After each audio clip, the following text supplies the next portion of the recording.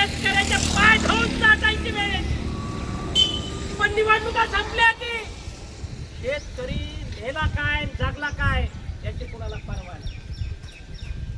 मला सांगा, सगळ्यात जास्त अतिवृष्टी कुठं झाली असेल तर आपल्या बीड जिल्ह्यात झाली. कुणाचं शेत पाण्याखाली गेलं.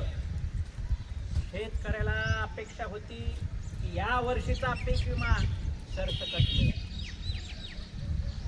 महाराष्ट्रातल्या बाहेरच्या जिल्ह्यात पीक विमा मिळाला, पण ज्या जिल्ह्यामध्ये सगळ्यात जास्त शेतकऱ्याचं नुकसान झालंय मग त्या बीड जिल्ह्यात पीक विमा का मिळत नाही?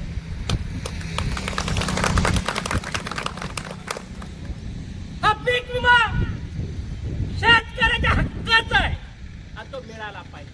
शेतकऱ्याला मागची कर्जमाफी मिळाली, त्या शेतकऱ्याचा दमडीचाही कर्ज माफ होणार नाही.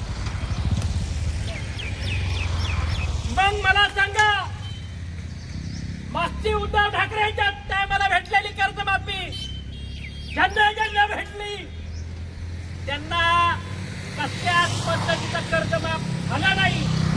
होणार कुणाला? ते नव्या जुन्यात आलेत त्याही शेतकऱ्याला दमडीचा रुपया भेटणार नाही. जोपर्यंत ही कर्जमाफी भेटणार नाही तोपर्यंत आपण सर्व शेतकऱ्यांनी, जे कोणी आपल्यासाठी लढल ते रोहित पवार लढू द्या किंवा मग तिकडं रविकांत तुपकर लढू द्या, त्या सगळ्याच्या पाठीमागे राहायचं काम आपण करणं गरजेचं आहे. शेतकऱ्यासाठी एखादा कुणी लढू द्या, त्याच्या सोबत राहू.